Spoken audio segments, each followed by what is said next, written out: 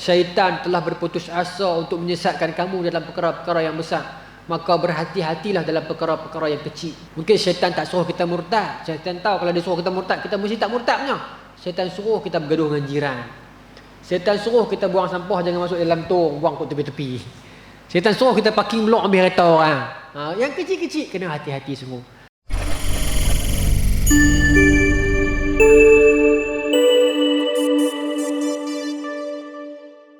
Alhamdulillahi rabbil alamin.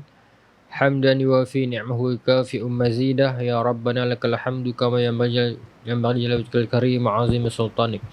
Allahumma salli ala sayyidina Muhammadin wa ala ali sayyidina Muhammad. Tuan-tuan, puan-puan, muslimin, muslimat yang dirahmati Allah sekalian, Assalamualaikum warahmatullahi wabarakatuh. Ni, saya tarik dekat sikit. Okey tak? Clear tak? Okey.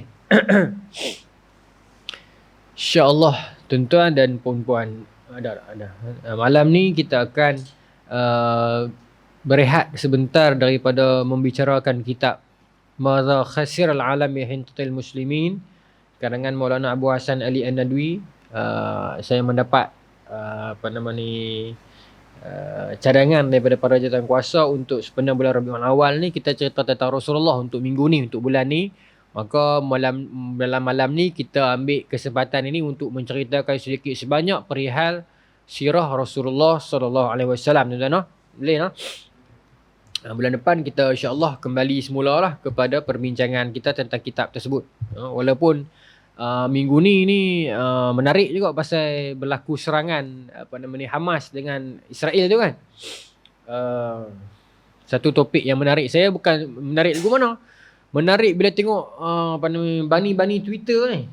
Baca orang hantar, saya tak ada Twitter tapi orang hantar mai. Sakal juga dia pun komen, dia berkata orang Palestin tak sepatutnya memulakan serangan kan. Tak sepatutnya Hamas memulakan serangan kepada Israel.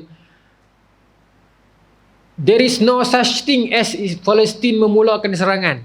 Tak ada, tak wujud istilah itu. Okey. Once Yahudi bertapak dekat negara Palestin dan menubuhkan negara haram Israel, that was the first attack. Kita tidak ada istilah Palestin memulakan serangan. Kita hanya membela diri kita, kita hanya melawan penjajah. Tidak ada istilah kita memulakan peperangan. Tapi itulah kadang-kadang generasi makan kentang ni biasalah. Tak apalah, mungkin masa depan, bulan depan ada rezeki kita cerita. Kita doakan kemenangan bagi pihak kita lah. Tapi itulah, mujahidin Islam ni dia gentle, dia serang tentera Israel. Tapi Israel ni dia main kotak, dia pergi serang orang awam. Tu yang kita geram tu. Dia takut nak lawan tentera kita, dia pergi lawan orang awam kita. Dia pergi bunuh orang awam kita. Baik, tak apalah. Tuan-tuan, pada malam ni kita nak cerita tentang seorang insan yang paling patut kita ceritakan, sebaik-baik manusia, seagung-agung manusia, nombor satu makhluk. Kalau kita istilahkan Allah Rabbul Alamin. Allah bermaksud Tuhan kepada Al-Alamin. Al-Alamin bermaksud kullu syai'in illallah. Setiap sesuatu yang bukan Allah adalah Al-Alamin. Dan seluruh Al-Alamin itu yang paling mulia itu, yang paling mulia dalam alamin itu adalah Rasulullah sallallahu alaihi wasallam. Seorang manusia yang dinantikan, seorang manusia yang kata Allah, wa ma arsalnaka illa rahmatan lil alamin. Tidak aku utuskan kamu melainkan menjadi rahmat kepada al-alamin, ke seluruh alam. Al-alamin bermaksud bukan sahaja manusia. Terutusnya Rasulullah sallallahu alaihi wasallam menjadi rahmat kepada manusia yang Islam dan bukan Islam. Menjadi rahmat kepada haiwan dan tumbuhan. Menjadi rahmat kepada seluruh alam. Itu Rasulullah sallallahu alaihi wasallam. Bagaimana seorang insan ini tidak agung dan besar sedangkan dia menjadi rahmat kepada seluruh alam. Tuan-tuan, Rasulullah sallallahu alaihi wasallam, saya nak ambil daripada awal sikit dah. Bagaimana kisah tentang kedatangan the last prophet, the last messenger ini. Kisah tentang akan kehadiran lelaki terakhir ini telah dibicarakan lama sebelum kelahiran baginda. Dalam Quran Allah Subhanahu wa taala rakamkan kata-kata Nabi Isa alaihi salam. Wa iz qala la Isa bin Maryam ila bani Israil. Bila mana Nabi Isa bin Maryam berkata kepada Bani Israel, ya Bani Israel, Inni Rasulullah ilaikum. Wahai Bani Israel, aku adalah utusan Allah kepada kamu. Musaddiqan lima baina yaday yaumut Taurah. Aku datang untuk membenarkan kandungan Taurat. Ya. Wa mubasyiran bi rasuli ya'ti min ba'di. Dan aku juga datang untuk mubasyir. Aku sebagai pembawa berita gembira. Bi rasulin ya'ti min ba'di. Tentang kerasulan, tentang seorang rasul yang akan datang sesudah aku. Ismuhu Ahmad. Yang pada namanya itu Ahmad. Atau Muhammad lah. Sama. Maka seluruh dunia menantikan berita mubasyar itu. The man itu, lelaki itu. Lelaki yang sedang dinantikan itu, seluruh dunia menantikan baginda. Dan siapa dia? Di mana dia akan keluar? Bagaimana dia? Dia terbit daripada jaluran yang mana? Seluruh dunia menantikan dia. Tuan-tuan, maka orang-orang Yahudi, Bani Israel yang melazimi kitab-kitab lama mereka ini mengetahui bahawasanya dia akan lelaki yang dicari itu akan memerintah daripada Madinah. Maka mereka berpusu-pusu, berbondong-bondong pindah duduk Madinah, Yasrib. Sedangkan tuan-tuan, Yasrib ketika itu merupakan sebuah kota yang penuh dengan penyakit. Yasrib ni tuan-tuan, kota yang penuh dengan penyakit. Bahkan bapa Nabi Abdullah juga jatuh sakit selepas terkena yang disebut sebagai wabak Yasrib. Yasrib ni kota penyakit. Di saat orang tak mau pergi Yasrib, melainkan penduduk asal Yasrib iaitu Aus dan Khazraj, orang Yahudi pilih untuk pergi Yasrib pasal mereka meyakini dalam kitab-kitab mereka lelaki itu, the man, Muhammad itu yang dinantikan itu akan memerintah daripada Yasrib. Maka mereka saban hari menantikan bilakah kemunculan lelaki ini. Maka the searching for Muhammad telah pun bermula sejak era itu. Maka tuan-tuan, ramailah yang mencari lelaki ini. Ramailah yang mencari lelaki ini, apatah lagi pada zaman itu, zaman fatrah. Zaman di antara kelumpangan antara dua Nabi. Okay, maka ramai yang mencari baginda sallallahu alaihi wasallam. Ketika Nabi SAW dilahirkan, masa Nabi dalam kandungan, ayah Nabi Abdullah meninggal dunia. Nabi dalam kandungan. Bila Nabi lahir tuan-tuan, pada malam peristiwa kelahiran Nabi, dalam hadis ini ada dua riwayat. Satu riwayat daripada Zaid bin Sabit, satu riwayat daripada Aisyah radhiyallahu anha. Ada sedikit berbeza dia punya matan itu, tapi dia membawa cerita yang sama tentang khatam nubuwah. Tapi hadis itu panjang. Sebab saya nak ambil petikan awal, masa malam kelahiran Rasulullah SAW di Mekah itu, orang-orang Yahudi ada dua riwayat. Satu dekat Madinah lah. Mereka mencari-cari sesama mereka pada malam tersebut. Mencari-cari dalam kalangan mereka. Ada tak keluarga kita yang beranak? Ada tak keluarga kita yang beranak? Duk cari ni. Duk cari sama-sama mereka dekat Madinah. Cari, banyak cari, tak jumpa lah. Mana ada anak orang Yahudi beranak malam tu? Malam, that particular time tu. Tak ada. Maka dalam riwayat yang dibawa oleh Aisyah mengatakan orang-orang Yahudi yang datang berniaga di Mekah pada malam tersebut pun duk cari juga. Dalam hadis tersebut dia berpanggil ya ma'syara Quraisyan, wahai penduduk Quraisy, wahai orang Quraisy dekat Mekah ni, hal wulida fikum al-lailah al-maulud. Adakah dalam kalangan kamu pada malam ni yang sambut bayi? Ada dalam kalangan kamu pada malam ni yang dapat bayi? Adakah dalam kalangan kamu pada malam ni yang dapat sambut kelahiran? Maulud ni bayi lah, maulud. Maulid ni kelahiran, maulud itu bayi. Sebab tu kita sambut maulid Nabi. Kita bukan sambut maulid. Maulid. Kelahiran Rasulullah SAW. Maka tuan-tuan, orang Yahudi di Mekah dia pun nak cari. Dia orang Madinah tapi dia pergi menjaga di Mekah. Jadi kebetulan pada malam tu terjadi peristiwa tu. Di Madinah pun nak cari, dekat Mekah pun nak cari. Cari, jumpalah Abdul Muttalib dapat cucu pada malam tersebut. Kalau dalam riwayat yang lama dia sebut bagaimana orang-orang Yahudi boleh tahu malam tersebut lahirlah lelaki yang dinantikan itu, kerana malam tersebut terdapat satu bintang yang mereka tunggu lama dah bintang tu. Nama bintang tu Najmu Ahmad, bintang Ahmad. Yang mana mereka sahaja tahu bintang tu. Kita tengok mungkin kita tak tahu, tengok lagu tak ada apa kan. Tapi bila mereka menelitinya, mereka mengetahui cirinya, mereka mengetahui macam mana rupa bentuk dan kerdipannya, mereka tahu bintang Ahmad yang telah dinantikan itu telah muncul pada malam ini, menandakan Ahmad yang dinantikan di seluruh alam itu sudah lahir pada malam ini. So tu dia cek habis anak-anak cucu dia tak ada yang beranak. Cek di Mekah ada. Bila ada pula lelaki itu terbit dalam jaluran orang-orang Arab. Mereka sangkakan lelaki itu akan terbit dalam kalangan Bani Israel seperti para nabi sebelumnya. Tetapi sangkaan mereka meleset. Rupanya lelaki yang dinantikan itu, yang the best man itu, lahir dalam kalangan bangsa Arab. Maka dalam riwayat Aisyah ni menyebutkan, lelaki ni minta nak cek di bayi Abdul Muttalib ini, cucu Abdul Muttalib ini. Dalam hadis tu panjanglah cerita pasal dia cek khatam nubuwah dan sebagainya. Tetapi di penghujung hadis tu kata lelaki ni dia menangis. Para pendeta Yahudi ni menangis. Ayat dia kata apa? Zahabat nubuwah min Bani Israel. Telah berlalulah kenabian daripada Bani Israel. Selama ni mereka berbangga-bangga sebab bila naik Nabi Bani Israel, naik Nabi Bani Israel, naik Nabi Bani Israel. Tetapi kali itu Allah takdirkan the best man, lelaki yang paling terbaik itu yang mereka duk sangka terbit dalam kalangan anak cucu mereka. Tetapi Allah takdirkan terbit dalam kalangan orang jahiliyah, orang Arab. Selama ini mereka anggap orang Arab itu remeh. Selama ini mereka anggap orang Arab itu tidak bertamadun. Tidak ada masyarakat. Memang pun orang jahiliyah Arab tu tak tahu mana sangat kan. Dengan berbunuhan, berzina dan sebagainya. Berbeza dengan orang-orang Parsi yang telah membentuk tamadun. Berbeza dengan orang-orang Rom yang telah ada kerajaan sendiri. Orang jahiliyah tak tahu mana sangat. Adalah beberapa tribe bergaduh, berperang. Kita pernah cerita dah di surau ni kan. Perang kerana Harbud Dahis. Perang kerana kuda ya, sampai beberapa puluh tahun. Nah, perzinaan ni cukup banyak. Dalam hadis sebut bagaimana mereka ni ada hamba perempuan, ada dalam kalangan mereka mendatangi hamba itu dalam keadaan hubungan itulah hubungan kelamin. Ada yang dalam kalangan mereka tu ambil hamba perempuan tak jadikan hubungan kelamin tapi mereka pijoi. Sebut dalam riwayat kata yarshidu ila tazni, mereka hantar untuk berzina. Maksudnya pelacuran dah berlaku pada zaman itu. Itu contoh yang panjang tapi bermaksud teruk. Okay. Dalam kalangan teruk tu dia boleh ingat tak ada apa dah di Arab ni, kita lah yang akan lahir kan. Bila dalam kitab lama mereka sebut Nabi itu akan memerintah daripada Madinah, so mereka pindah ramai-ramai di Madinah dengan sangkaan akan keluar kat mereka.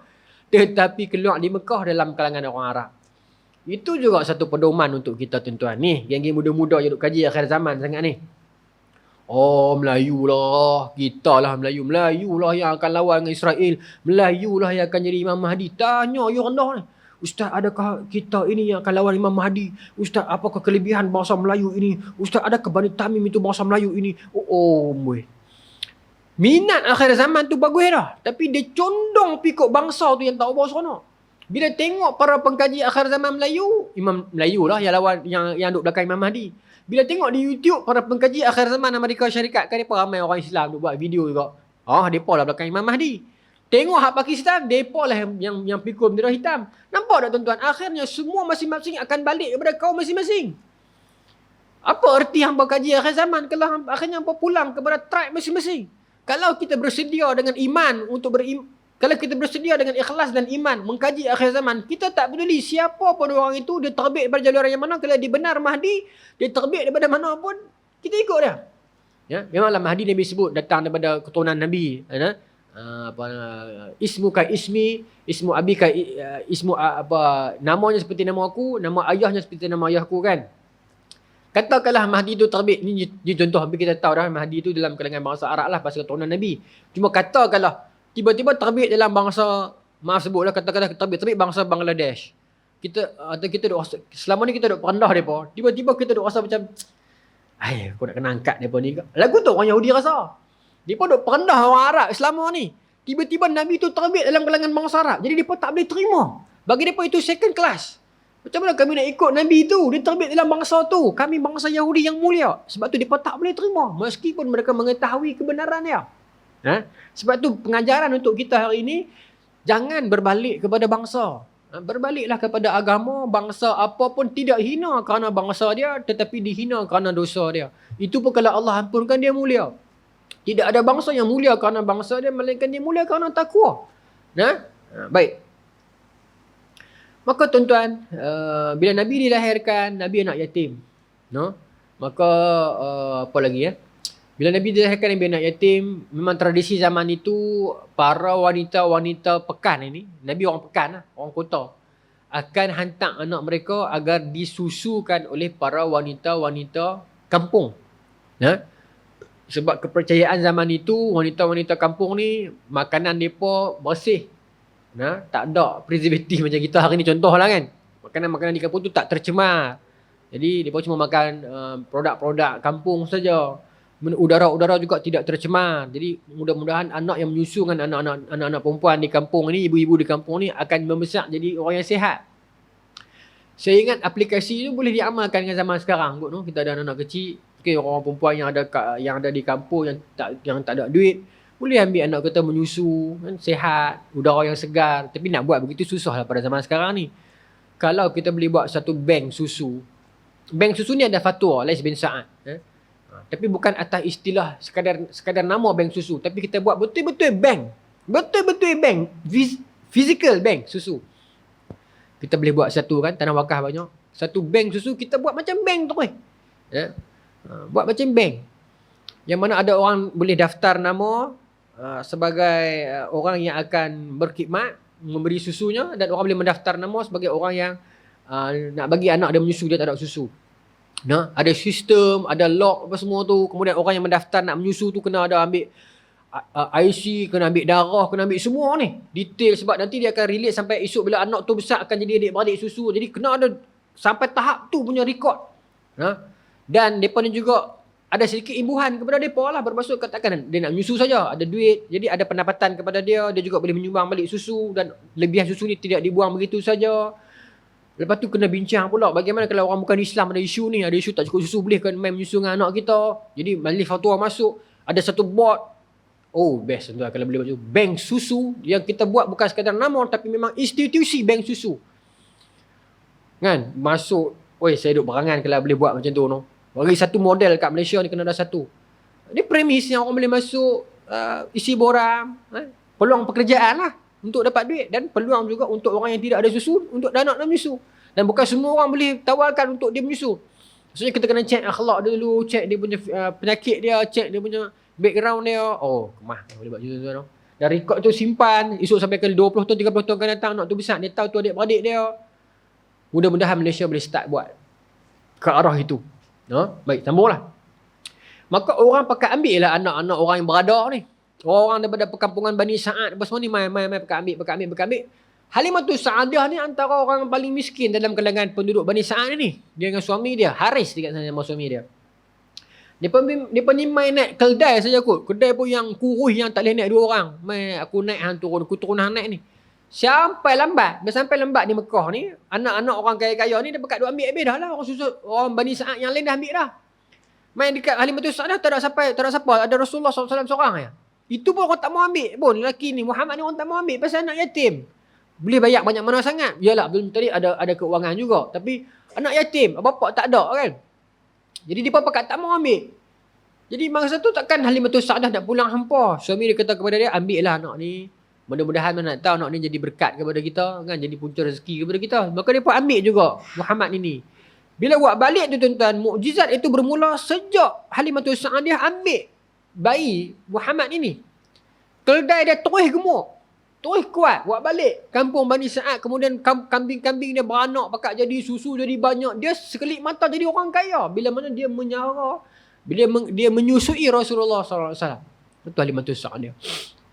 Sebelumnya Nabi disusukan oleh Suwaibah kan? Suwaibah. Sebelumnya, lepas tu baru Halimatus Sa'adah. Ya, Suwaibah ni hamba kepada Abu Lahab. Baik. Baik, itu cerita Nabi masa kecil lah. Ya, kemudian ada cerita dalam hadis Sahih Muslim bagaimana Nabi ketika mana kecil didatangi oleh malaikat. Yang malaikat belah dada Nabi, cuci dada Nabi, buat keluar gumpalan hitam daripada dada Nabi. Itu berlaku ketika mana Nabi kecil. Cuma kadang-kadang kita tersilap. Kita mengatakan itu berlaku sebelum Isra dan Mi'raj. Betul. Isra dan Mi'raj berlaku juga. Tetapi Isra dan Mi'raj tidak berlaku yang malaikat Jibril buat keluar gumpalan hitam daripada dada Nabi itu mengatakan ini ialah bahagian syaitan. Tak ada. Jadi ulama hadis buat kesimpulan pembedahan dada Nabi berlaku dua kali. Sekali waktu kecil dekat perkampungan Bani Sa'ad itu, yang mana anak-anak Halimatus Sa'adah semua ni balik rumah beritahu kat mak dia, qutila Muhammad telah dibunuh. Budak-budak ni nampak Jibril main dengan Mikail bedah dada Nabi. Buat keluar gumpalan hitam tu, itu berlaku masa Nabi kecil. Tapi masa Nabi dah jadi Rasul, di bedah dada Nabi sebelum Isra dan Mi'raj itu tidak ada ayat yang ini gumpalan hitam itu tak ada. Tapi Nabi dicuci, dimasukkan iman, hikmah itu ada. Itu dalam Sahih Bukhari. Sahih Muslim juga ada. Baik. Tak apa. Masa kecil berlaku beberapa peristiwa yang macam tu. Dan Nabi juga tak melibatkan ceri bayi teruk-teruk dengan budak-budak dak. Nabi jenis budak-budak yang smart. Nah, yang ada rusydah, petunjuk daripada Allah. Nah, yang menjaga akhlak, yang digelar Al-Amin, no? Baik. Maka tuan-tuan, pencarian Muhammad ini lagi apa lagi bukti pencarian Rasulullah ini dalam empayar-empayar yang lain dalam kalangan ahlu kitab, no? Saya nak bawa dua hadis. Satu hadis dalam Sahih Bukhari, bila mana siapa cerita hadis ni? Abu Sufyan. Abu Sufyan bin Harb. Abu Sufyan cerita hadis ni kepada Ibnu Abbas. Ibnu Abbas riwayat balik.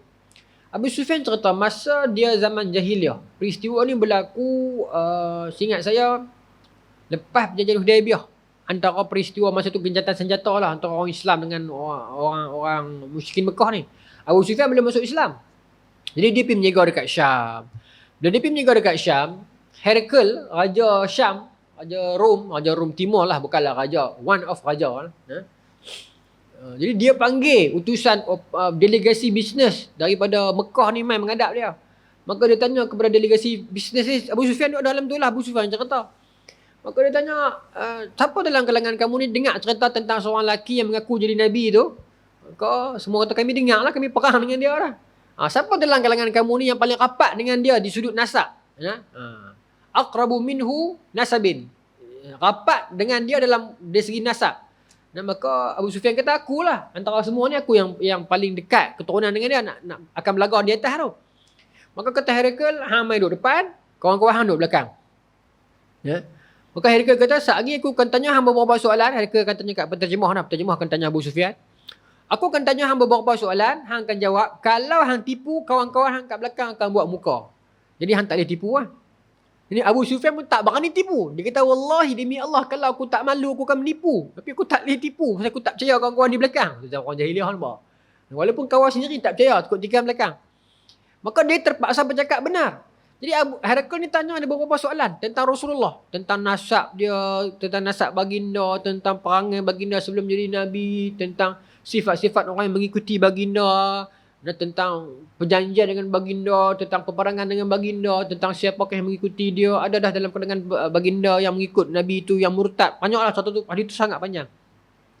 Tapi saya nak petik yang hujung sekali. Selepas Abu Sufyan dah cerita semua tu, Herakl tarbiyah dia balik. Herakl katalah, daripada semua cerita hang ni bermaksud dia memang Rasul. Dia memang Nabi. Dan dia kata bahawa qad kuntu a'lamu annahu kharijun. Sebenarnya Herakl kata, aku pun tahu yang memang sepatutnya masa ni dia dah keluar dah. Maknanya itu yang saya nak bagi point dulu. Dalam kalangan orang Kristian pada masa tu, dia pun tahu dah. Wa qad kuntu a'lamu annahu kharijun. Sebenarnya aku tahu dah, memang lelaki yang kami duk tunggu tu dia memang keluar dah. Dia memang keluar dah. Pasal tu aku tanya hangpa. Lam azunnu annahu minkum. Cuma aku tak sangka lelaki tu akan keluar dalam kalangan kamu. Itu saja. Maknanya betul yang macam saya kata tadi tu, depa duk sangka dalam kajian depa, dalam pembacaan depa, dalam geopolitik, dalam tanda-tanda pada alam semesta ni, Muhammad yang dinantikan itu telah pun keluar. Kami tahu memang dia keluar. Cuma lam azunnu annahu minkum. Cuma aku tak sangka dia keluar dalam kalangan kamu. Dan dia kata apa? Kalaulah tidak kerana tahta aku ini menjadi halangan, aku akan pergi cari dia. Dan ketika mana aku dapat jumpa dia, lau kuntu indahu la ghasaltu qadamih. Kalau aku dapat pergi cari dia, tinggalkan tahta aku ini, pergi cari dia, duduk sebelah dia, lau kuntu indahu, kalau aku dapat duduk di sisi dia, la ghasaltu qadamih, aku akan basuh kaki dia. Itu Raja Rom. Satu tamparan yang hebat kepada Abu Sufyan, yang kenal Muhammad itu sejak kecil, yang tahu Muhammad itu tidak pernah berdusta selama ini. Itu pun mereka memerangi Muhammad itu, sedangkan orang luar lebih mengenali Muhammad itu. Dan raja itu sendiri kata, kalau aku duduk tepi dia, level aku cuma cuci kaki dia. Tuan, ini satu tamparan yang hebat kepada Abu Sufyan. Dan tuan-tuan, Rasulullah SAW, apa sahaja gelaran yang baginda tak terima masa baginda menyebarkan risalah? Apa? Penyihir, penyair kan? Nak memecah belah orang Arab. Satu perkataan yang mereka tak boleh jual untuk nak menjatuhkan Muhammad ini. Perkataan apa? Kazab. Penipu. Tak ada. Tuan-tuan baca dalam sejarah. Baca dalam sejarah. Tak ada ungkapan kazab. Mereka kenakan ke atas batang tubuh lelaki yang bernama Muhammad ini. Mereka boleh kata penyair, mereka boleh kata penyihir, mereka boleh kata pemecah belah. Tetapi mereka tak boleh kata penipu. Pasal apa mereka tak boleh kata penipu? Pasal kalau mereka kata benda tu tak laku. Orang tak boleh beli poin tu. Sebab mereka kenal Muhammad ini sejak dia kecil, dia pembenar. Dia al-amin. Dia amanah. Jadi kalau lah mereka pergi sebab daripada dalam kalangan orang Mekah, jangan percaya Muhammad dia menipu. Siapa nak dengar? Orang takkan percaya. Sebab itu dalam banyak-banyak perkataan mereka boleh fitnah Nabi, perkataan itu mereka tak boleh guna. Pasal tak laku dijual. Katakanlah kita ni tuan-tuan ada rekod menipu zaman-zaman silam kita. Lepas pada tu kita berhijrah, kita cakap benar pun orang akan ada poin lagi. Orang kata percaya cakap dia bohong orang satu kampung dulu tu. Walaupun kita baik dah lepas tu. Walaupun kita telah bercakap benar, tapi masa silam kita senantiasa menghantui kita. Kita dah jadi selebriti agama misalnya, tapi zaman dulu kita ada masalah sikit. Zaman-zaman muda kita buih. Jadi kita takut nak bergerak jauh. Kadang-kadang ada kawan-kawan lama kita yang kenal kita macam mana. Jadi ada saja poin yang tunggu yang nak lipat kita. Tunggu masa je. Ya? Allah yang lindung kita. Ya? Tetapi Rasulullah tidak begitu. Memang Nabi tidak ada poin untuk orang nak hantam Nabi based on kisah silam Nabi. Tak ada. Kisah silam Nabi clean. Ya? Kita jadi pemimpin negara misalnya. Dulu kita ada kes. Ya? Dan kes tu dah lama. Kita pun dah taubat dah. Tapi senantiasa benda itu akan menghantui kita dan orang akan jadikan benda itu poin untuk menjatuhkan kita. Tapi Rasulullah tak ada, tuan-tuan. Tak ada. Ha? Datanglah orang yang mana pun selain Rasulullah, ada benda yang orang akan guna untuk jatuhkan kita. Pemimpin ke, Tok Imam sekalipun. Mungkin zaman muda-muda dia buih. Adalah cerita-cerita dia kawan-kawan lama, dia kenal dia. Kan? Jadi dia nak cakap lebih pun, dia malu kat kawan-kawan lama. Kan? Saya pun gitu, kadang-kadang jumpa kawan-kawan sekolahan, dia pun kata, hang dulu mana jadi ustaz? Aku kata, dia pun kenal kita. Kan? Kita kadang jumpa orang macam tu, kita jadi malu. Kan? Kawan-kawan lama masa sekolah kan. Lagu tu lah siapa pun dia macam tu. No? Tapi Rasulullah tak ada. Rasulullah memang clean. Allah Subhanahu Wa Taala jaga Nabi. No? Baik. Kemudian siapa lagi? Ashamah, Raja Najasyi tu tuan-tuan pun tahu lah. Yang Ashamah dia jumpa dengan Ja'far, dia tanya Ja'far satu-satu tentang Nabi. Maka bila Ja'far terang, maka kata Najasyi ataupun Ashamah nama dia, Najasyi ni gelaran kepada raja-raja Ethiopia. Jadi nama betul dia Ashamah. Maka dia kata, aku bersaksikan bahawasanya dia memang betul-betul Nabi. Dan kalau aku ada kesempatan dapat jumpa dengan dia, aku nak pergi duduk di sisi dia dan aku nak bau aku nak jadi khadam yang tukang bawa selipar dia. Itu Raja Najasyi. Capal Nabi tu, aku nak jadi khadam yang tukang bawa capal Nabi tu. No? Raja Najasyi sampai tahu tu level dia kata.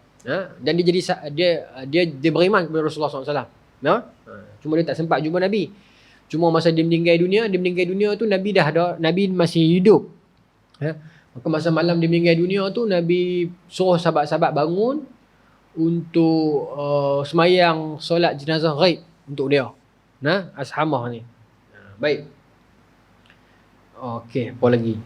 Maka Rasulullah SAW bila mana Nabi membawa dakwah ini, dan Nabi membawa dakwah ini bukan satu tempoh yang mudah, berbagai mihnah, tekanan, fitnah, tribulasi yang Nabi kena. Para sahabat-sahabat peringkat awal itu sampai tahap mereka diboikot. Mereka diboikot sampai beberapa tahun lamanya sampai tidak ada makanan.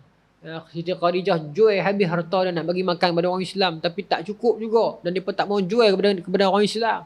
Dan sampai tahap dalam tempoh yang lama tu mereka sampai tahap makan dendung kering. Tuan-tuan punya lama peristiwa tu. Daripada sebelumnya Nabi pergi dakwah dekat Taif, itu cerita yang cukup panjang lah. Nabi pergi berdakwah dekat Taif, satu-satu pintu dekat Taif Nabi ketuk. Satu-satu pintu rumah di Taif Nabi ketuk, tuan-tuan. Seorang pun tak mau terima Rasulullah sallallahu alaihi wasallam. Bila tak mau terima tu tak apalah. Nabi kata okeylah, tak mau terima tak apa, cuma jangan bagi tahu kat orang Mekah yang aku mai sampai terus tu. Bila Nabi nak balik tu, dia tahan Nabi ikut jalan, dia bawa anak-anak kecil depa yang umur 5 tahun 6 tahun ni baling batu dekat Nabi. Tak boleh terima lah tuan-tuan, benda tu satu penghinaan yang cukup dahsyat lah. Bila mana budak kecil yang buat kita, itu satu penghinaan yang cukup besar. Sebab kita tak boleh balas balik. Ya? Depa bagaimana depa gamuk, depa atok anak-anak kecil, depa beratok di tepi-tepi jalan dekat Taif, punggai Nabi sampai berdarah. Nah, sampai Nabi berhenti seorang-seorang di pertengahan jalan nak balik ke Mekah tu, Nabi angkat tangan doa kepada Allah Subhanahu Wa Taala, ila man takiluni, ya Allah, ya Rabbi, nah, ya Allah, ya Tuhanku, Rabbul Mustada'afin, Tuhan kepada orang-orang yang telah ditindas. Nah, ila man takiluni, kepada siapakah yang engkau akan campakkan diriku, ya Allah. Nah, ila aduwin ba'id yatajahhamuni, adakah kepada musuh yang jauh yang membenciku, au ila qaribin allazi malaktahu amri, ataupun kepada musuh yang dekat yang engkau jadikan mereka menguasai diriku, ya Allah. Sampai masa momen itu Nabi tak tahu dah nak talak ke mana dah ni. Ya, nak pi kanan ke, nak pi kiri ke, nak pi mana ni, ya Allah. Ila man takiluni, ya Allah, kepada siapakah engkau akan campakkan diriku ini, ya Allah. Ila aduwin ba'idin yatajahhamuni, adakah kepada musuh yang jauh yang membenciku, ya Allah. Au ila qaribin allati malaktahu amri, ataupun kepada musuh yang dekat yang engkau jadikan mereka itu menguasai urusanku, ya Allah. Sedih, tuan-tuan. Bila Siti Aisyah tanya Nabi setelah Islam dah menang lah nanti ni, Siti Aisyah tanya Nabi, antara banyak-banyak kenangan zaman Rasulullah berdakwah dulu, yang mana yang paling Rasulullah tak boleh lupa, yang berat? Nabi kata peristiwa Taif tu lah. Bila mana dah rasa macam disekat, nak talak ke mana dah ni, tak boleh. Ya, sebab tu dalam urusan dakwah ni, tuan-tuan, bila mana orang dia melazimi bidang dakwah, bila mana dakwah dia itu disekat, dia rasa. Ya, dia rasa. Cuma terpulanglah kepada pendakwah tu masing-masing. Dia rasa tu sebab apa? Kalau dia ikhlas benar nak menyampaikan risalah, maka bila disekat dia akan rasa sedih sungguh. Tapi kalau dia memang mencari keuntungan duniawi, bila disekat dia akan rasa juga. Tapi dia akan rasa dalam bab duniawi lah. Ya, terpulang, kita tak menuduh dan kita tidak ni, cuma berbeza-beza. Tapi Rasulullah tentunya ukhrawi lah. Rasulullah tentunya nak menyampaikan risalah. Rasulullah tak minta duit, tak minta apa kan. Nak pergi mana, ya Allah? Aku nak pergi mana? Kepada siapakah akan engkau campakkan diriku ini, ya Allah? No? Dan berlaku peristiwa hijrah. Panjang. Semua sahabat-sahabat pakat pergi hijrah. Bila Nabi sebut tentang hijrah itu, Sayyidina Abu Bakar dah ready dah. Dah siap kuda 2 ekor dah. Pasal nak bawa Nabi seorang. Tapi Nabi tak sebut. Bila Abu Bakar jumpa Nabi nak pergi hijrah, Nabi tak bagi. Sahabat lain duk pergi dah. Ya, jumpa Abu Bakar nak pergi hijrah, nak minta kat Nabi, Nabi tak bagi. Tapi Abu Bakar tak melenting. Sebab Abu Bakar ni iman besar. Iman Sayyidina Abu Bakar besar. Tuan-tuan, Sayyidina Abu Bakar ni wali paling besar. Faham macam tu? Sayyidina Abu Bakar ni selalu kita underestimatekan beliau. Sedangkan manusia paling mulia setelah Rasul dan Nabi, Sayyidina Abu Bakar. Kita selalu mencari yang lain. Sedangkan Sayyidina Abu Bakar tu manusia paling mulia selepas Rasul dan Nabi. Kalau kita menyebutkan tentang wali, the biggest wali was Sayyidina Abu Bakar. Tapi kita banyak underestimate Sayyidina Abu Bakar. Kita lebih mencari yang lain. Sedangkan Sayyidina Abu Bakar itu satu manusia yang cukup hebat. Cukup hebat lah Sayyidina Abu Bakar ni. Cuma jarang kisah beliau dibicarakan. Kita banyak mengangkat yang lain. Bukan tak boleh. Tapi kita sampai satu tahap kita seolah-olah melupakan who is Abu Bakar sebenarnya. Orang yang senantiasa bersama dengan Nabi di saat orang lain tidak percayai Nabi. Orang yang tidak memerlukan hujah dan dalil. Hanya sekadar Nabi mengatakan aku ini Rasul dan dia beriman kepada Nabi SAW. Ini orang yang iman dah cukup hebat, Sayyidina Abu Bakar. Di saat peristiwa Isra dan Mi'raj, orang dah mula goyah. Sayyidina Abu Bakar tetap setia dan mengatakan asyhadu an la ilaha illallah wa asyhadu anna Muhammadar Rasulullah. Kalau ia terbit daripada Muhammad, maka ia benar. Sekalipun lebih unik, lebih miracle daripada benda yang dia cerita itu. Sayyidina Abu Bakar.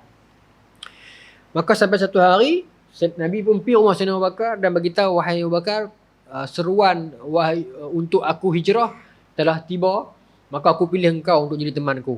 Tu Sayyidina Abu Bakar menangis. Rupanya selama ni Nabi tahan tak bagi dia pergi, itu sebab Nabi nak taruh Sayyidina Abu Bakar agar pergi dengan Nabi. Perjalanan hijrah Nabi dengan Sayyidina Abu Bakar tu sangat dahsyat lah.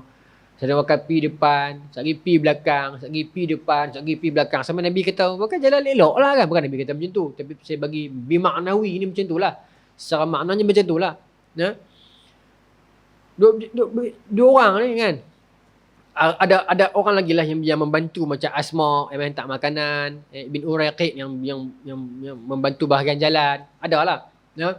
Tapi yang pokoknya bila dua orang mulia ini berhijrah, Sayyidina Abu Bakar di depan, di belakang, depan, di belakang. Maka Sayyidina Abu Bakar kata, bila aku duduk di belakang engkau ya Rasulullah, aku takut musuh panah daripada depan. Maka aku pergi di depan. Ya, agar kalau panah tu datang, kena aku dulu. Bila aku jalan di depan, aku rasa macam takut. Macam mana kalau orang panah daripada belakang? Tak sedap hati. Dia pergi di belakang balik. Agar kalau panah tu kena aku dulu. Begitulah Sayyidina Abu Bakar dalam perjalanan hijrah beliau dengan baginda Nabi SAW. Betapa sayangnya beliau kepada baginda Nabi SAW.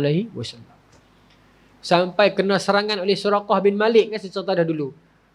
Suraqah bin Malik ni Lone Ranger yang akhirnya dia masuk Islam. Dia naik kuda seorang-seorang, dia pergi ligan cari Nabi, dapat. Dia nak panah daripada jauh, kuda dia jatuh tersungkur. Sekali, Nabi mai kat dia. Nabi doa-doa kat dia, kuda dia naik balik. Ya?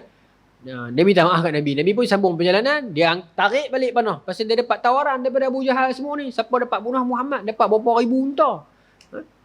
Dia tarik balik panah dia, tersungkur lagi kuda dia, tenggelam dalam tanah, terlekat, tak boleh bangun. Nabi tengok, patah balik. Nabi main, pasal apa Suraqah? 2 kali dah ni. Minta maaf lah wahai Muhammad, aku terlupa diri saya. Tolong lepaskan aku, doalah kepada Tuhan.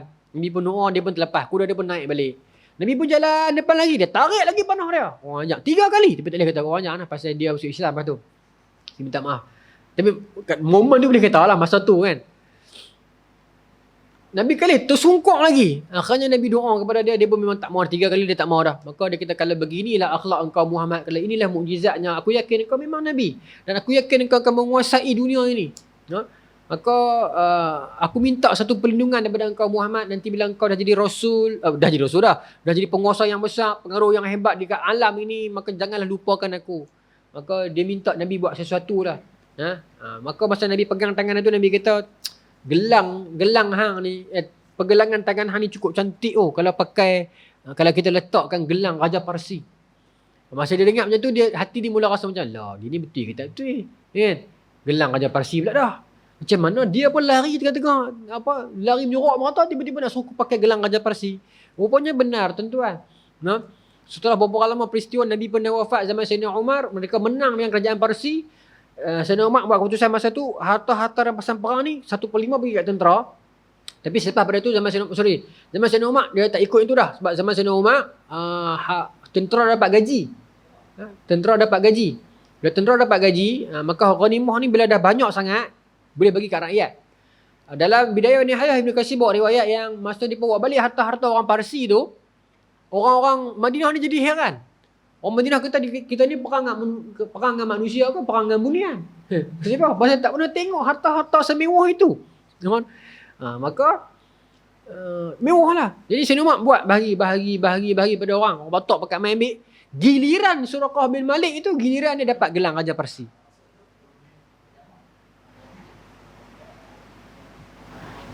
Giliran dia dapat gelang Raja Parsi. Menangis dia mengenangkan apa yang Nabi sebut berpuluh tahun sebelumnya.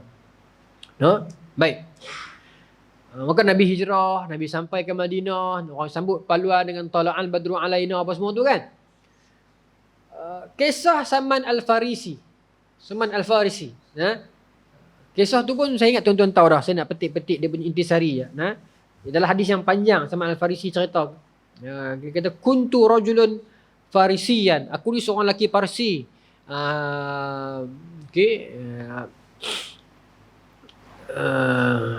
Hadis tu mula dengan ayat tu. Hadis tu panjang, saya tak apa panjang, 3-4 surat. Dia kata kuntu rajulun farisian, aku seorang lelaki Parsi, min ahli Isfahan, daripada kota Isfahan. Dia kata kan Isfahan ke nama Isfahan ya, dekat Parsi, Iran sekarang lah. Aku orang lelaki Parsi daripada Isfahan. Jadi dia kata, tapi cerita tu tuan-tuan tahu dah noh. Saya nak skip lah. Yang mana dia ayah dia ni kerja tukang hidup api. Kan orang Parsi kan sembah api. Maka ayah dia lah yang duk maintain api tu. Api tu tak padam tuan-tuan noh. Masa kerasulan Nabi runtuh 12 tangga istana Parsi. Tu cerita yang riwayat itu dia ada pro and bukan ada pro, ada orang yang mensahihkan, ada orang yang mentaifkan lah. Tapi peristiwa itu berlaku. Maka cerita tu panjang, saya nak ringkaskan yang mana. Dia tak percaya lah. Dia kata apa mampu sangat dia sembah api ni. Bapa aku yang maintain api tu. Tiba-tiba apa pergi sembah api tu. Kalau bapa aku tak pergi top up minyak gas, habis lah padam api tu. Barang bersembah api tu biar sembah pok aku. Dia fikir cara dia. Tapi masa tu rusda dah ada pada kepala dia dah. Dia tak? Make sense. Common sense lah benda tu kan. Dia tak boleh percaya agama dia tu. Tapi masa tu dekat zaman dia tu, dekat tempat dia duduk tu kat Isfahan tu, ada gereja Kristian. Kecil lah, tak ramai, minoriti. Maka dia pergi dengar pendakwah orang Kristian. Dia kata, this is better than agama orang Majusi ni. Pasal sekurang-kurangnya Tuhan tu tak nampak. Sebab yalah masa tu baru kurun ke-7 Masihi. Peringkat itu tuan-tuan, Kristian rosak. Pasal Nisia berlaku kurun ke-4. Sedangkan Nisia 342 tu. Tapi rosak tidaklah serosak pasca kurun ke-10 sampai kurun ke-16 tu.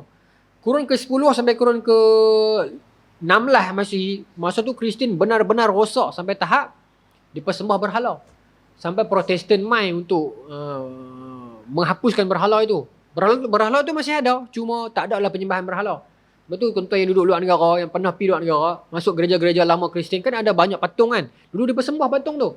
Tapi bila Lutheran mai, dia hapuskan yang tu lah. Cuma patung tak terhapus, cuma tak ada sembah berhala. Kalau tidak, Kristian hari ni akan jadi agama pagan lah, agama sembah berhala lah. Itu sejarah Kristian panjang lah. Tapi pendek cerita, 8-17 minit lagi.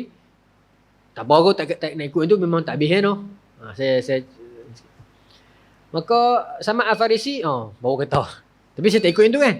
Samad Al-Farisi, dia ikut orang Kristian, ringkas cerita, dia pergi dekat Syam, berguru agama Kristian. Lepas tu Tok Guru dia mati, naik Tok Guru kedua. Tok Guru pertama tu jahat kan. Lepas Tok Guru kedua tu, Tok Guru kedua pesan, sebelum aku mati pergi Mosul, dia pun pergi Mosul. Mosul di mana? Di Iraq. Lepas pergi Mosul, dia pergi kat Nasibin, di Palestin kan Nasibin. Tok Guru Nasibin mati, dia pergi dekat Amuriyah, dekat Mur, Amuriyah. Sampai Tok Guru kat Amuriyah tu nak dekat mati, dia kata, wahai Tok Guru, aku 4-5 Tok Guru dah aku duduk pergi semua pakat mati belakang. Yang ni pun Tok Guru ni nampak hidung jatuh dah. Sebelum Tok Guru mati beritahu, saya nak pergi Tok Guru mana lepas ni. Pasal apa dia minta tanya macam tu? Bertanya tentang guru, kerana guru-guru Kristian masa tu semua dah rosak dah. Yang ada yang masing-masing memegang Allahu Ahad itu tak ramai. Sebab tu dia beritahu, lepas aku mati cari seorang dekat Mosul, cari seorang dekat Nasibin, cari seorang dekat Amuriyah. Pasal tu lah, pasal Tok Guru Kristian yang lain semua bohong lah. Semua dah ikut raja-raja pada masa tu, Konstantin pada era sebelumnya lah, yang memahami konsep Trinity tu. Jadi yang ni tak faham, yang ni dia pun tak ikut Trinity, dia pun ikut Allahu Ahad, Allah Esa. Dia pun ikut, kalau nak dari segi perspektif Kristian, dia pun ikut Barnabas. Barnabas. Dia pun tak ikut yang Paul, Lukas, Yohanes, Markus tu. Baik. Maka masa dekat Amuriyah last tu, Tok Guru Mudah kata, kalau aku mati bermaksud Rasul itu telah sampai ke Madinah. Rasul yang mana? Rasul yang kita duk tunggu tu lah. Jadi aku mati menandakan tidak ada orang lain dah, melainkan Rasul itulah pembawa kebenaran. Ikut dia, pergi cari dia. Tapi dia tak kata kat Madinah, dia kata dekat satu lembah, kawasan yang bukit berbatu, sekian-sekian tanda, pergi cari dia. Dan pada badan dia itu ada tanda, belakang badan dia itu ada tanda. Dan dia itu ada tanda yang lain, iaitu dia tak makan sedekah, tapi dia makan hadiah. Maka Samad Al-Farisi pergi cari dia. Bermaksud pencarian Muhammad itu telah bermula. Tak contoh lagi Tamim Ad-Dari yang jumpa dengan Dajjal, yang diberitakan tentang kerasulan Muhammad itu yang benar. Maka dia juga pergi cari Rasulullah SAW dan menceritakan tentang pertemuan dengan Dajjal. Maka seluruh dunia menantikan lelaki itu. Baik, bila Rasulullah ada perintah Madinah, berlaku perang Badar. Perang Badar, perang pertama antara Islam dengan musyrikin Mekah. Tuan-tuan kalau baca hadis-hadis tentang perang Badar, menitik ayat mata. Bagaimana para sahabat cerita, mereka pada peringkat awal tak plan pun nak pergi perang orang musyrikin Mekah. Mereka cuma nak pergi ambil balik harta mereka. Sebab orang Mekah ni dalam on the way nak pergi jual harta mereka. Harta mereka di Mekah dulu tu. Jadi mereka nak pergi ambil buat balik ya. Ada sahabat yang tak mandi wajib pun pergi. Sampai Allah turunkan hujan untuk menyucikan mereka. Jadi tak plan pun bawa cangkir-cangkir gitu ya. Macam dalam bahasa mudah macam begitulah. Tak plan sangat pun. Tapi bila orang musyrikin Mekah dapat tahu mereka siapkan 1000 orang. Sedangkan orang Islam masa tu 313 orang tu hanya dalam sekadar dalam keadaan nak perang ke ni? Bukan kita semua ni warrior sebelumnya. Ada petani, ada peniaga. Sepanjang mereka on the way nak pergi perang tu, Allah turunkan hujan dan malam tu Allah campurkan rasa mengantuk dan mereka terlena. Sayyidina Ali riwayat hadis. Sayyidina Ali kata apa? Laqad ra'aituna fi yaumi badrin wa ma finna illa naimun. Aku tengok pada malam Badar itu, esok nak berlaku perang Badar. Malam ni Allah bagi kami semua tenang, mengantuk, boleh lena esok nak perang. wa ma fina illa naimun, tidak seorang pun dalam kalangan kami melainkan semua lena illa Rasulullah, melainkan Nabi sallallahu alaihi wasallam. Di mana Nabi? Nabi tak tidur malam tu. Nabi pergi mana? Tahta syajaratin yusalli wa yabki hatta asbah. Nabi duduk di satu hujung kawasan seorang-seorang, bawah pokok, sembahyang dan terus sembahyang, teriak dan terus teriak sampai subuh. Dalam riwayat yang lain, Nabi doa, Nabi kata, ya Allah, kalau engkau tidak menangkan kami esok hari, ya Allah, nescaya tidak akan ada orang menyembah kamu lagi di atas muka bumi ini, ya Allah. Nabi sembahyang dan teriak sungguh-sungguh daripada malam sampai subuh. Sedangkan yang lain Allah campurkan rasa mengantuk, tapi Nabi lawan untuk doa bagi pihak kita. Satu. Yang kedua, saya nak riwayat dalam peristiwa Badar. Saya nak kita apa? Laqad ra'aituna fi yaumi badrin nahnu naluzu bi Rasulillah sallallahu alaihi wasallam. Pada hari peristiwa perang Badar itu, kami ni tidak lain, semuanya naluz, kami berlindung di belakang Nabi. Wa huwa aqrabuna minal adu alal adu. Dan Nabi itu orang yang paling dekat dalam kalangan kami terhadap musuh. Tidak ada orang melepasi Nabi. Masa peristiwa perang Badar, kami semua duduk belakang Nabi. Nahlu naluzu bi Rasulillah. Kami semua belakang Nabi, macam anak-anak kecil yang Nabi jaga. Dan wa huwa aqrabu minna ila adu, dan dia dalam kalangan kami ni, dialah yang paling dekat dengan musuh. Nabi relakan tubuh Nabi kena dulu. Apa-apa jadi pun Nabi dulu. Kami di belakang Nabi, tak lepas Nabi. Nabi tak bagi. Nabi kepung kami, jaga kami. Wa huwa asyaddun nas yauma izin ba'sa. Dan kalau hari itu Nabi jadi orang yang paling kerja keras. Pi balik, kanan kiri. Tak berhenti untuk kepung dan jaga kami. Saya nak disebut dalam peristiwa perang Badar. Bagaimana Nabi SAW terlalu sayangkan kita, tuan-tuan. Boleh masuk sikit lagi. Satu hari Siti Aisyah duduk dengan Nabi, laki bini. Dia akan main satu-satu momen yang sweet. Siti Aisyah tengok Nabi, terlintas hati, ya Rasulullah, indahnya wajah Rasulullah, bercahaya kan. Doalah kat saya apa-apa. Maka Nabi terus kat tangan doa, Allah maghfir li Aisyah. Ya Allah, ampunkan Aisyah. Bizan biha, dosa-dosanya, ma taqaddama min dzambik, dosa-dosanya yang dulu dan yang kemudian, yang sengaja dan tak sengaja, ya Allah. Ampunkanlah untuk Aisyah atas dosa-dosanya yang dulu, dosa-dosanya yang lepas ni, yang dia sengaja, yang dia tak sengaja, ampunkanlah ya Allah. Nabi amin. Siti Aisyah senyum seronok. Nabi doa. Nabi tanya Aisyah, wahai Aisyah, pasal senyum seronok ke? Kita seronok lah. Nabi doa macam tu, minta ampun kat Allah untuk saya, siapa tak seronok. Nabi kata, Aisyah nak tahu tak satu benda? Doa tu saya doa tiap-tiap malam untuk umat saya. Kat kita, tiap kali semayang saya doa untuk semua umat saya. Allahu Akbar. Nabi doa kat kita tak pernah putus dalam setiap solat Nabi. Untuk Allah ampunkan kita dosa-dosa kita yang dulu, yang akan datang, yang sengaja dan tak sengaja. Nabi doa kepada Allah agar ampunkan kita. Ada satu hadis yang lain, riwayat daripada satu Abu Dzar Al-Ghifari, satu sahabat Abi Waqqas. Tapi dia dua ayat yang sama, cuma mungkin dua jaluran yang berbeza. Dia pun meriwayatkan ketika mana Nabi SAW membaca satu ayat tu, Nabi tak boleh tahan, sebab Nabi akan ulang baca. Kemudian Nabi akan sebut ayat yang saya kata Nabi akan ulang sebut tu. Surah Ibrahim kot saya ingat saya. In tu'adzibahum fa innahum ibaduk, ayat tu. Bila Nabi membaca ayat, bila Nabi baca Quran semayang, Nabi melalui ayat-ayat tentang siksaan kepada kita, Nabi sangat sedih. Maka Nabi sebut ummati. Jadi hadis ummati tu ada tak? Ada. Tapi bukan masa wafat Nabi. Hadis ummati tu ada masa Nabi hidup. Masa peristiwa ni lah. Masa Nabi semayang malam, bila Nabi melalui bacaan-bacaan tentang siksaan kepada umat, kepada manusia, maka Nabi akan sebut ummati. Kemudian Nabi akan ulang ayat surah surah Al-Maidah ke surah Ibrahim. Tapi kata surah Al-Maidah kot, misalnya Al-Maidah surah 18 kot. Kata Nabi, ayat itulah. Nabi ulang ayat itu. In tu'adzibahum fa innahum ibaduk wa in taghfir lahum fa innaka antal azizul hakim. Ya Allah, kalau in tu'adzibahum, ya Allah, kalau engkau azab mereka, ya Allah, ketahuilah mereka ini hamba kamu, ya Allah. Kita. Nabi doa ni, ya Allah, kalau engkau azab mereka, ya Allah, ingat mereka ni hamba kamu, ya Allah. Wa in taghfir lahum, dan kalau engkau ampunkan mereka ya Allah, engkaulah sesungguhnya yang baik dan bijaksana ya Allah. Nabi ulang sampai Abu Zar kata, sampai Nabi menangis tak berhenti sampai ke pagi, dia ulang baca ayat tu untuk kita. No? Itu belum cerita lagi dalam peristiwa apa nama ni, gerhana bulan yang Nabi panggil semua sahabat mai semayang tu. Yang sahabat kata kami qiyam macam tak mau rokok, rokok macam tak mau bangun, bangun macam tak mau sujud, sujud macam tak mau bangun pula. Lepas habis tu semua, Assalam. Lepas habis tu semua, maka Nabi doa kan, Nabi kata, ya Allah, bukankah engkau telah berjanji selagi mana aku bersama-sama mereka, engkau tidak akan mengazabkan mereka. Nabi sebut banyak ulang kali doa tu. Pasal Nabi tak mau terkena azab kepada kita.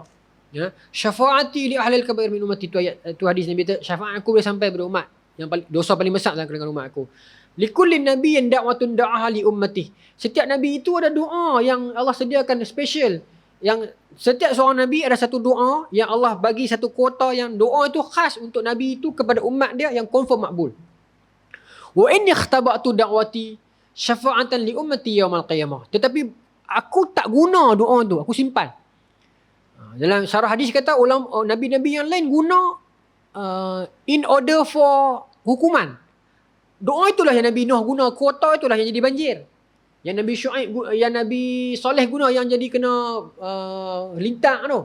Nah, yang Nabi apa lagi? Nabi Hud guna yang jadi taufan tu. Nah, yang Nabi Lut guna yang jadi terbalik bumi tu. Tapi untuk Nabi, walaupun Nabi kena fitnah teruk, Nabi kena pukul, Nabi kena patah gigi Nabi kena macam-macam, Nabi tak guna. Ini ikhtaba'tu da'wati, aku simpan, aku tak mau doa. Sebab dah tahu confirm makbul, aku nak guna sebagai syafaat li ummati yaumal qiyamah. Aku nak guna sebagai syafaat kepada umat aku dari kiamat. Itu Rasulullah sallallahu alaihi wasallam. Tuan-tuan, dah 2 minit lagi kita try. Ya? Abdullah bin Mas'ud, seorang sahabat yang baca Quran sedap, pandai baca Quran. Satu hari Abdullah bin Mas'ud cerita, aku sedang baca Quran. Nabi duduk dengan aku. Aku duduk dengan Nabi. Dan Nabi kata kepada aku, Iqra' alayya al-Quran. Nabi kata kepada Abdullah bin Mas'ud, wahai Abdullah, bacalah Quran kat saya. Bacalah Quran kat saya, saya nak dengar. Maka Abdullah bin Mas'ud jadi tersipu-sipu malu. Abdullah bin Mas'ud kata, Aqra'u ilaika wa alayka unjila ya Rasulullah. Takkan saya nak baca dekat Nabi, sedangkan Quran diturun kat Nabi. Malu lah saya. Maka Nabi kata apa? Inni uhibbu an asma'a min ghairi. Tak apa baca, sebab saya suka dengar orang baca Quran. Selain daripada saya ni, saya suka dengar orang baca Quran. Maka kata Abdullah bin Mas'ud, faqara'tu alaihi suratan nisa. Maka saya pun baca dekat Nabi surah An-Nisa. Hatta balaghtu, sampai satu ayat, fa kaifa iza ji'na min kulli ummatin bisyahid.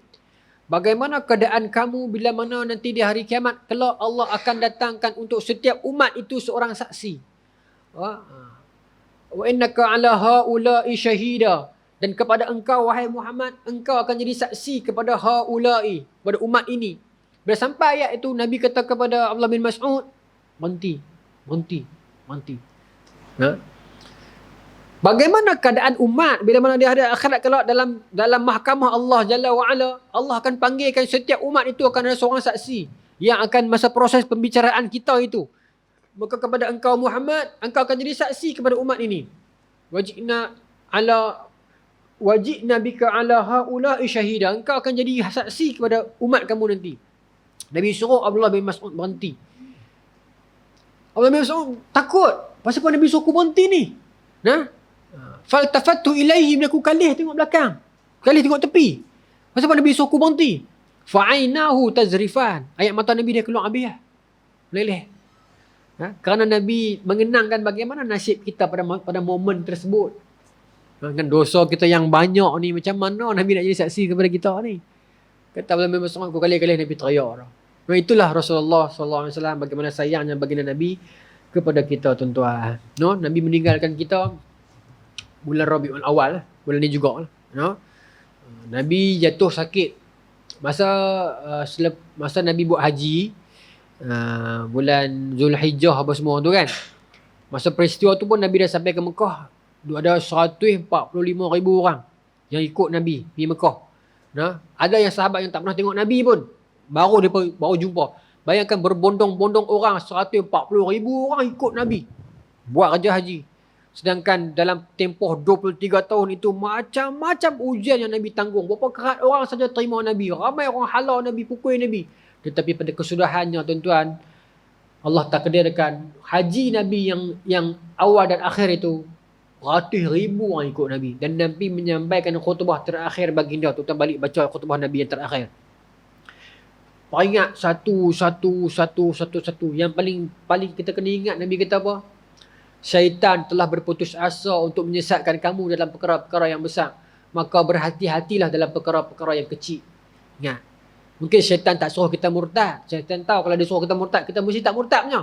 Syaitan suruh kita bergaduh dengan jiran. Syaitan suruh kita buang sampah jangan masuk dalam tong, buang kat tepi-tepi. Syaitan suruh kita parking blok ambil kereta orang. Yang kecil-kecil kena hati-hati semua. Syaitan suruh kita komen kat Facebook bagi perli-perli orang sakit hati. Kita enggak, tak apa, aku bukan umpat, aku type saja. Kita akan fikir macam tu. Jadi kena hati-hati. Kemudian dalam riwayat cerita sepanjang Nabi kat Mekah tu, kau ramai orang ratus-ratus ribu. Nabi pergi kat setiap kelompok, Nabi akan tanya, hal balaghatur risalah? Telahkah aku sampaikan risalah? Telahkah aku sampaikan risalah? Tapi Nabi tak berhenti, Nabi tanya ni. Jumpa kelompok ni tanya, aku sampaikan tak lagi? Aku sampaikan tak lagi? Aku sampaikan tak lagi? Sampai sahabat dia dah risau. Sahabat kata cukup lah ya Rasulullah. Ya, qad balaghatar risalah.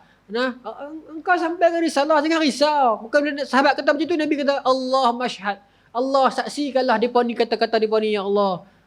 Nabi pergi kat orang lain pula, Nabi tanya pula, adakah aku telah sampaikan? Ya Rasulullah, engkau telah sampaikan. Allah masyhad, ya Allah saksikanlah depa ni ya Allah. Oh tuan-tuan. Masa tu ada sahabat yang dah rasa tak sedar hati, pasal pun Nabi macam ni. Kan? Nabi balik daripada Mekah tu, ada peristiwa yang lama berlaku perang Hunain dan semua tu, Nabi balik sampai ke Madinah, main bulan Safar, hujung bulan Safar Nabi jatuh sakit. Ada ulama kata 28 kot saya Safar Nabi jatuh sakit. Lama Nabi demam, tak ada lama 2 minggu. Lama juga kan. Dalam 2 minggu itu 11 hari Nabi masih lagi jadi imam. Tapi dalam 3 hari 4 hari terakhir tu Nabi tak lagi jadi imam dah. Nabi meninggal hari Isnin, Nabi SAW meninggal hari Isnin. Hari Jumaat petang tu Nabi dah tak boleh dah. Nabi jatuh. Sahabat-sahabat tunggu Nabi nak sembahyang Isyak. Nabi melangkah pergi jatuh pingsan Nabi. Jatuh pingsan. Sahabat tunggu tak sembahyang, tunggu masa Isyak panjang kan. Sampai Nabi sedang Nabi tanya hasal lan nas, sembahyang tak lagi? Tak. Nabi kata mai ayak. Nabi pun ambil ayak, sapu badan, ambil sembahyang. Langkah lagi nak pergi, rebah lagi pingsan kali kedua.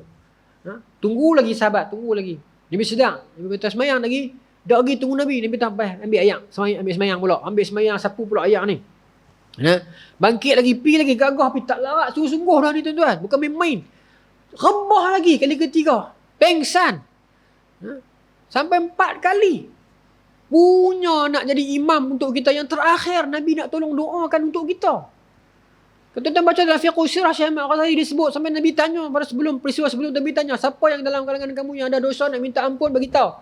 Seorang sahabat katakan, ya Rasulullah, aku dulu pernah zaman jahat dulu aku pernah buat sekian-sekian. Nabi kata, ya Allah ampunkan dia ya Allah. Seorang sahabat yang dengar tu kata, ya Rasulullah saya pun ada juga. Cerita Nabi dengar, ya Allah ampunkan dia ya Allah. Lagi, ya Allah ampunkan dia ya Allah. Lagi, ya Allah ampunkan dia ya Allah. Sampai Sayyidina Umar kata, hai, ini majlis apa ni? Ini bukan majlis nak cerita aib. Nabi kata, tak apa Umar, ni aku nak tolong habis dah ni.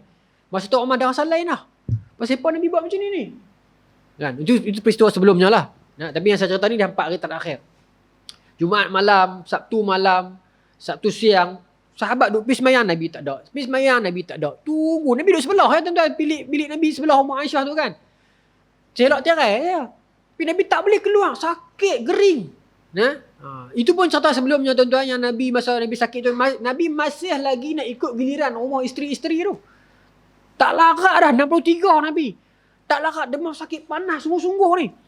Itu pun Nabi nak tunaikan tanggungjawab lagi sebagai seorang suami. Nabi kata, esok nak pergi rumah siapa pula?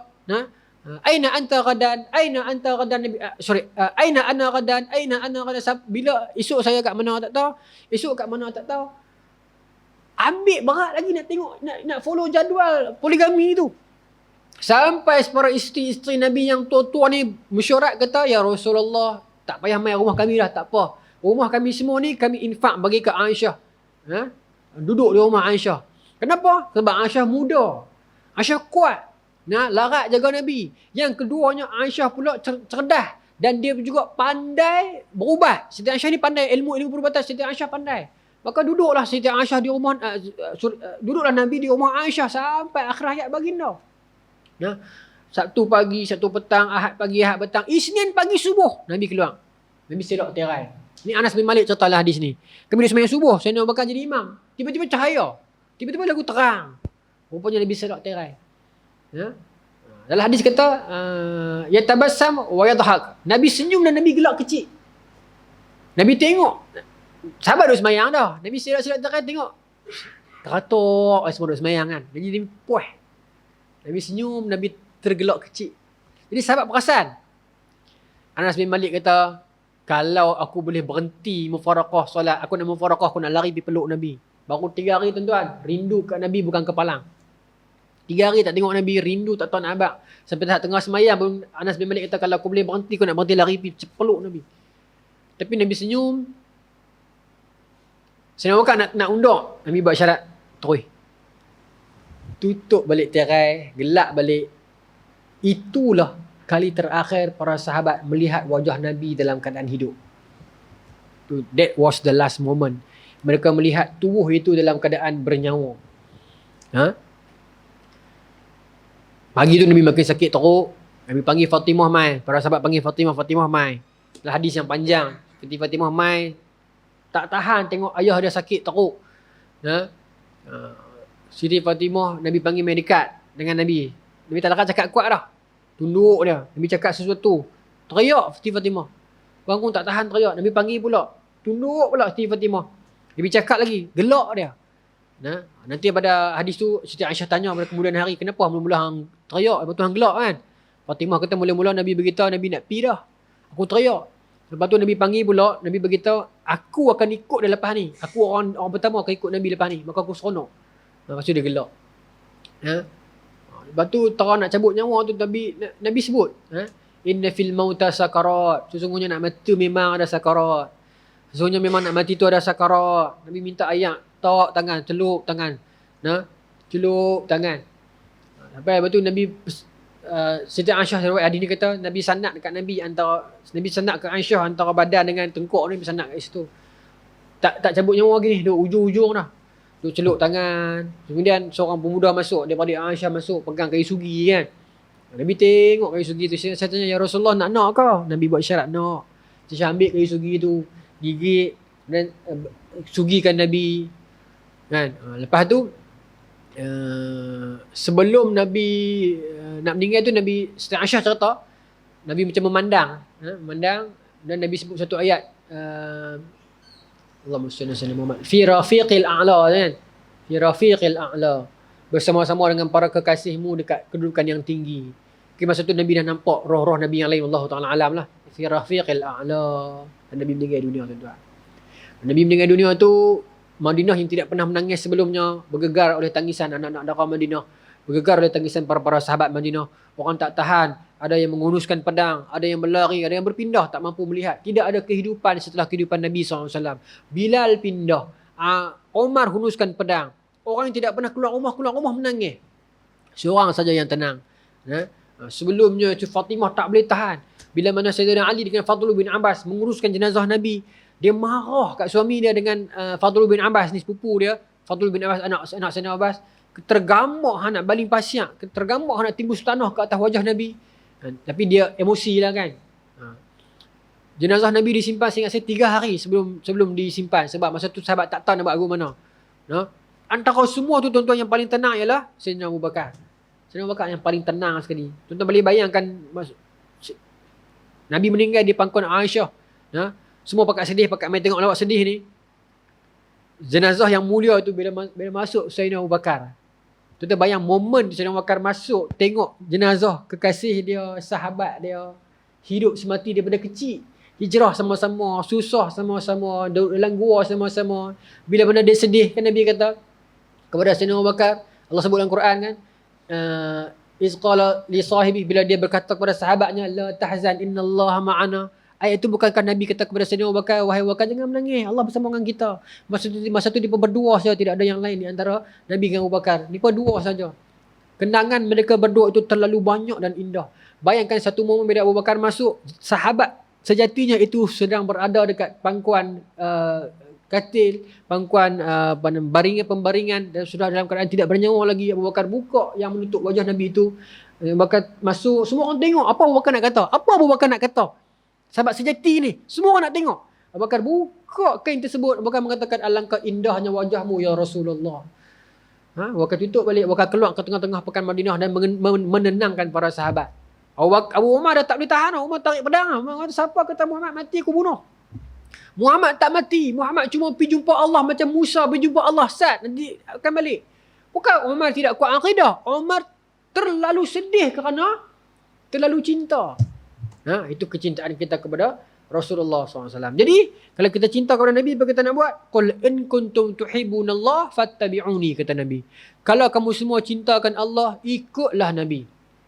Ikutlah sunnah Nabi, ikutlah akhlak Nabi, ikutlah cara Nabi, jagalah Nabi SAW elok, selawat jangan berhenti. Al-bakhil alladhi man dhukirtu indahu lam yusalli alayya, kata Nabi. Seorang yang bakhil itu ialah orang-orang yang bila mana disebutkan namanya disebutkan nama aku di sisinya dan dia tidak bersalawat kepada aku. Selawat banyak-banyak. Kemudian Nabi kata, inna lillahi malaikatan sayyahina fil ardi yuballighuni min ummati salam. Sesungguhnya di sisi Allah itu ada malaikat yang berlegar-legar di langit, yang mencari-cari doa, yang mencari-cari selawat daripada umatku kepada aku. Jadi bila kita selawat kepada Nabi SAW, dia akan berpusu-pusu turun, bawa selawat itu, yuballighuni min ummati salam. Dia akan bawa selawat itu terus hantar kepada aku di Madinah. Hatta al-an, sampai sekarang, sampai nantilah. Nabi beritahu. Jadi banyaklah kita bersalawat kepada Nabi. Hanya satu pintu yang dapat menyelamatkan kita daripada kemurkaan Allah. Allah boleh rahmati kita dengan taubat. Kalau itu pun kita tak lepas, tidak ada apa-apa dah yang boleh menyelamatkan kita illa syafaatin Nabi, syafaat Nabi sallallahu alaihi wasallam. Allah boleh rahmati kita, Allah boleh terima taubat kita. Katakanlah yang tu pun kita tak lepas, kita nak harap apa lagi dah? Tak ada apa dah melainkan syafaat daripada Nabi sallallahu alaihi wasallam yang Allah akan terima. Kalau kita tak selawat, macam mana kita nak dapat syafaat? Tapi saya dosa banyak. Takkan saya selawat Nabi nak dengar? Jaminan ini dengar. Nabi kata, syafaati li ahlil kabair min ummati. Pertolongan aku ini, coverage dia boleh sampai kepada orang yang buat dosa paling besar dalam kalangan umat aku. Nabi bercakap depan sahabat yang paling mulia. Tapi Nabi masih tak lupa tentang umat kemudian yang buat dosa paling besar.